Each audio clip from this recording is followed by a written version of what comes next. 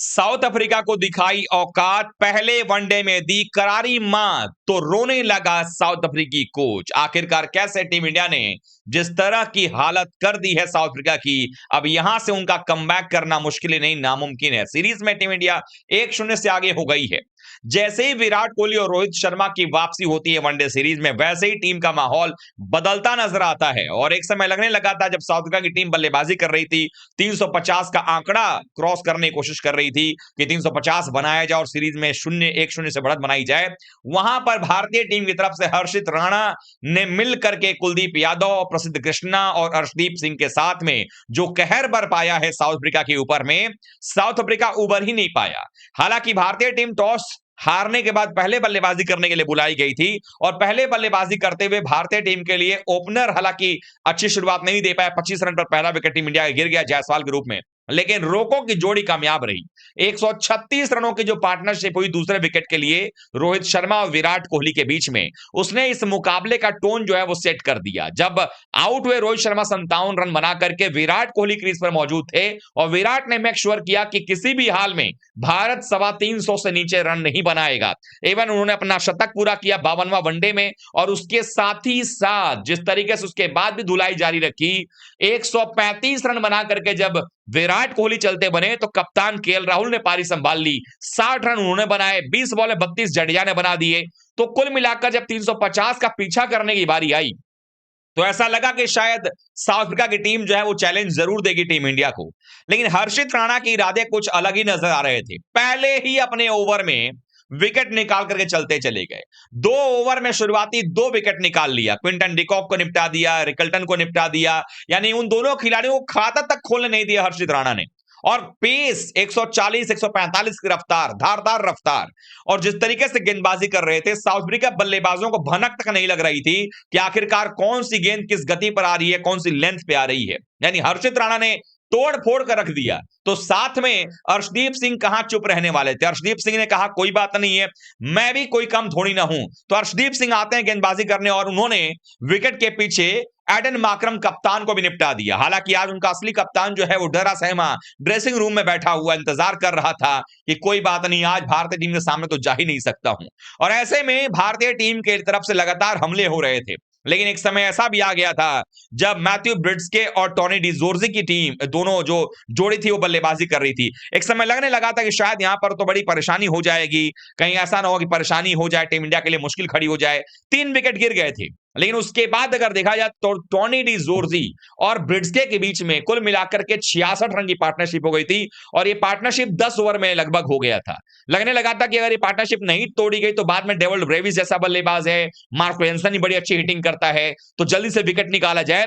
ऐसे में कप्तान केएल राहुल का पूरा भरोसा कुलदीप यादव पर था। कुलदीप यादव आते हैं और 77 रन पर चौथा विकेट गिराते हैं। टॉनी डिजोर्जी को एलबीडब्ल्यू आउट किया जाता है। पारी का वो 15वां ओवर होता है और ऐसा लग रहा होता है कि वो आउट नहीं है, क्योंकि अंपायर ने नॉट आउट दिया था मदन गोपाल ने। उसके बाद रिव्यू लेने के लिए कंफर्म किया वहां पे एक तरीके से और कन्विंस कर लिया केएल राहुल को कुलदीप यादव ने। रोहित शर्मा ने भी कहा कि ठीक है, अगर तुझे लगता है तो ले लेते हैं रिव्यू। रिव्यू लिया गया और बिल्कुल इंच भर से गेंद जो है वो इनलाइन पाई गई, आउटसाइड लेग नहीं थी और जा करके अपर ऑफ द विकेट जो है वो हिट कर रही थी।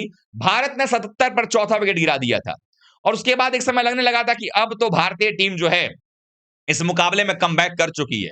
लेकिन एक ट्विस्ट और यहां पर आना था। एक तो ये कि मैथ्यू ब्रिड्सके जो अपना 50 बना चुका था, खेल रहा था बड़े अच्छे तरीके से, लगने लगा था कि यार अभी भी ये काम गड़बड़ हो सकता है। और डेवॉल्ड ब्रेविस, जब जिसको बेबी एबीडी आप कहते हैं, जब वो बल्लेबाजी करने के लिए आया तो ऐसा लग रहा था कि शायद अब एबीडी काम ना खराब कर दे हमारा बेबी एबी, यानी कि डेवॉल्ड ब्रेविस।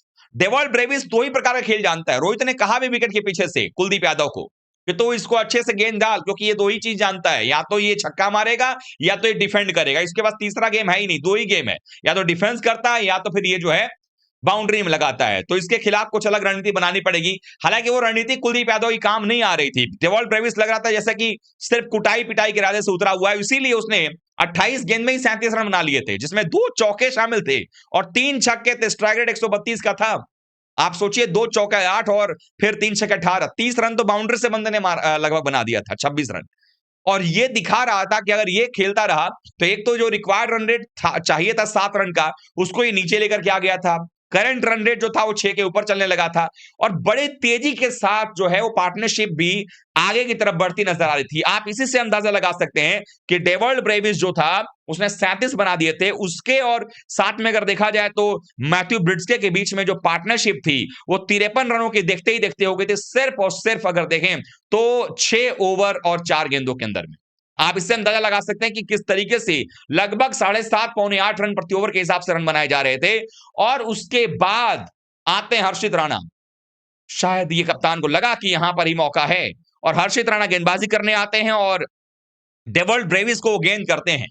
नतीजा ये होता है कि हवा में मारने के चक्कर में हाथ में दे बैठते हैं, बाउंड्री लाइन पर कैच पकड़ा जाता है और डेवल्ड ब्रेविस जो निपट जाता है।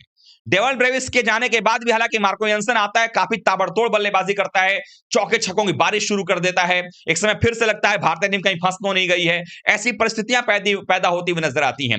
और जिस तरीके से टेस्ट मैच के अंदर में सेकंड टेस्ट मैच में 93 रन बनाया था इस खिलाड़ी ने, लॉन्ग हैंडल का इस्तेमाल करता है, लगातार धुनाई पिटाई जो है शुरू कर देता है और एक समय आधे ओवर में ही आधे रन भी पूरे हो जाते हैं क्योंकि ये बड़े तेजी के साथ रन बनाता है।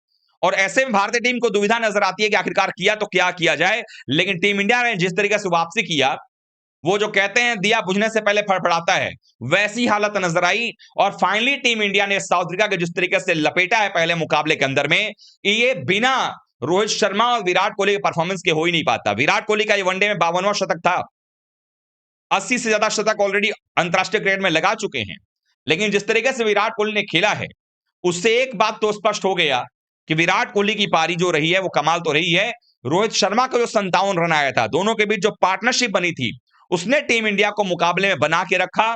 और जब गेंदबाजी की बारी आई तो शुरुआत में हर्षित राणा का 2 विकेट्स का, मिडिल ओवर्स में आकर हर्षित राणा का वो डेवल्ड ब्रेविस को आउट करना, कुलदीप यादव का टोनी डिजोर्जी का विकेट निकाल लेना, शुरू में माकरम को अर्शदीप के द्वारा आउट करना, ये दिखा रहा है कि भारतीय टीम में ये जो नए गेंदबाज हैं ये अपने आप को प्रूव करना चाहते हैं, ये जानते हुए कि देखिए हमारे पास अभी जो गेंदबाजी आक्रमण इसमें बुमराह नहीं है, सिराज नहीं है, शमी को आप चुन नहीं रहे हैं, उसके बावजूद ये टोटली एक यंग जनरेशन की टीम थी, उसके बावजूद इस टीम ने बड़ा अच्छा कमाल का काम किया है और भारत ने साउथ अफ्रीका को इस बात की तरफ बता दिया है कि आप कुछ भी कह लीजिए, एक बात तो आप मान के चलें कि टीम इंडिया को आप हल्के में लेंगे तो टीम इंडिया आपको समेटेगी, इसमें कहीं कोई दो राय वाली बात नहीं है।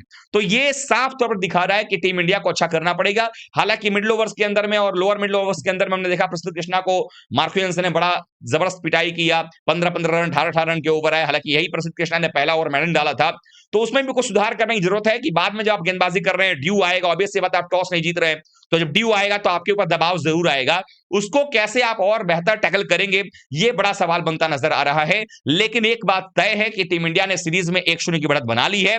अगला मुकाबला रायपुर में होगा, वैसा वहां पर भी वैसा ही कुछ विकेट मिलेगा, लेकिन इस बार भारतीय टीम के नंबर 4 और 5 बल्लेबाज से उम्मीद होगी कि वो रनों का योगदान दे, क्योंकि हर बार से विराट रन नहीं बनाएंगे, रोहित रन नहीं बनाएंगे, हमारे मिडिल ऑर्डर को भी रन बनाना पड़ेगा। आप लोग इस जीत को कैसे देखते हैं और अब आपकी उम्मीदें क्या बढ़ नहीं गई हैं टीम इंडिया से कि इस सीरीज को हमें क्लीन स्वीप करना चाहिए और रायपुर में भी भारतीय टीम को जीत करके सीरीज यहीं सील कर लो और फिर विशाखापट्टनम में जाकर क्लीन स्वीप करो? आप लोग क्या सोचते हैं, कमेंट कीजिएगा। वीडियो देखने के लिए बहुत बहुत धन्यवाद।